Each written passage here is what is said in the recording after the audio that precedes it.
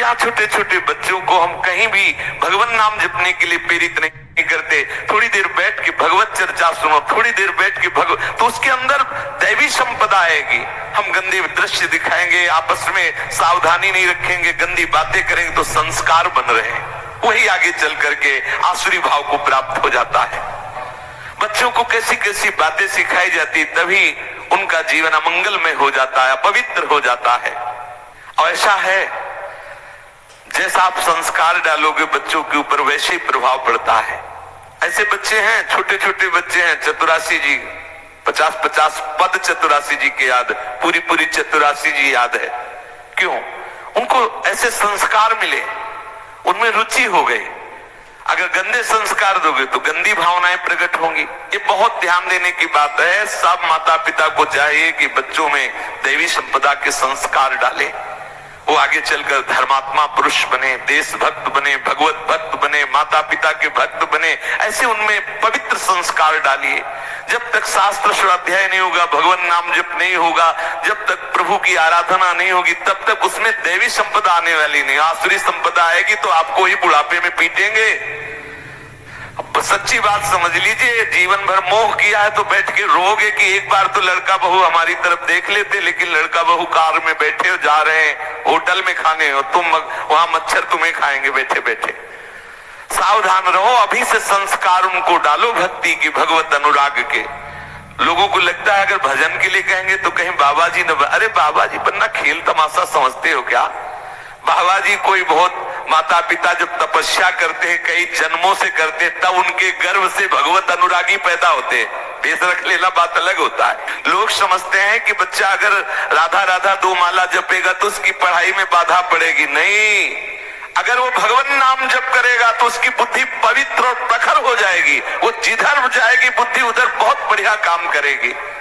चाहिए घर परिवार में बच्चों को बैठाल कर भागवती का आचरण कराए जाए, थोड़ा 1-2 माला ही सही। ऐसे माता पिता को शिक्षा देनी चाहिए। देखो हम तुम्हारे लिए नाश्ता तैयार करें, तुम ठाकुर जी के सामने बैठो, 1 माला बोलो राधा राधा, फिर हम तुम्हें जो कहोगे वो नाश्ता प्यार दुलार से 1 माला का संस्कार डालो।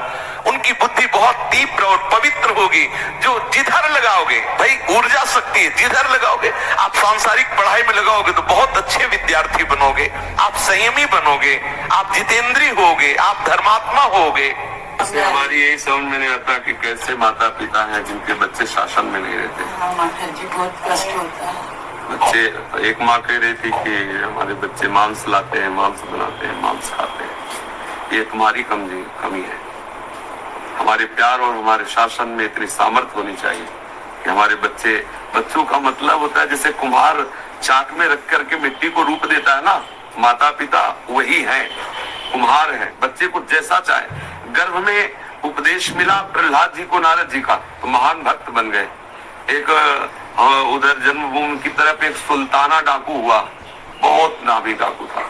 वो जब अंग्रेजों का राज्य था तब पकड़ा गया, उसे फांसी की सजा हुई। तो उससे कहा गया तुम्हारी अंतिम इच्छा क्या है? उसने कहा मैं माँ से मिलना चाहता हूँ। माँ को बुलाया गया, माँ आई लाला दौड़ करके माँ की नाक भर ली और काट ली पूरी माँ दांत से। तो अंग्रेजों ने पूछा कि तुमने क्यों काट ली? बोले जिस समय हम स्कूल में जाते थे एक पेंशन चुराई थी, अगर उसी समय माँ थप्पड़ मार देती, कहती है बहुत गलत कार्य है, तो मैं आज फांसी पे न चढ़ता। मेरी माँ ने कहा बढ़िया, भले ले आए, लिखने के काम आएगी। मेरा उत्साह बढ़ा और मैं डाकू बना और आज मैं फांसी में चढ़ा, उसका कारण मेरी माँ है। नाक काट ली अपनी माँ की। तो अगर माता पिता सतधर्म परायण होकर साथ, मेरा बच्चा कहता प्याज खाएंगे, मेरा बच्चा कहता शराब पीते हैं, मांस खाएंगे, तो मेरा बच्चा जो कहे उसकी प्रसन्नता के लिए मुझे छूट देते चले जाए। तू मेरे घर में तभी प्रवेश होगा जब ऐसे आचरण वाला होगा। अगर माता पिता शासन में बच्चे को न रखे और छूट दे दे तो वही तो चोर बनते हैं, वही गंदे आचरण वाले बनते हैं। ऐसा कैसे कि हम अपने धर्म को भ्रष्ट कर दे, माता पिता अपने धर्म को नष्ट कर दे बच्चे की प्रसन्नता के लिए। हमें तो ये बात समझे में नहीं आती। आपके बच्चे हैं और आपकी अनुमति के बाद ऐसा हमारी समझ में, क्योंकि हम ऐसे परिवार में जन्मे कि वहां अनुशासन ही जीवन था। और जिस देश में अनुशासन नहीं, जिस ग्राम में अनुशासन नहीं, जिस परिवार में अनुशासन नहीं, निश्चित वहां धर्म ही वास करता। धर्म कैसे? अनुशासन एक मतलब आप देखो, अगर अपने राज्य में अनुशासन न हो तो भ्रष्टाचार फैल जाए। अनुशासन सबसे बड़ी सामर्थ्य है। तो इतना मृदु अनुशासन तो होना चाहिए कि बेटा ये गंदी वस्तु है, संतजन मना करते हैं, ठाकुर का भोग नहीं लगता। जब ठाकुर नहीं पाते तो बेटा तुम कैसे पाओगे? अगर हम प्यार दुलार से समझाएं तो बच्चे समझ सकते हैं, नहीं तो अपने प्रेम का हक है कि ठीक है अगर तुम वो पाओगे तो हम घर में नहीं बनाएंगे, बाजार से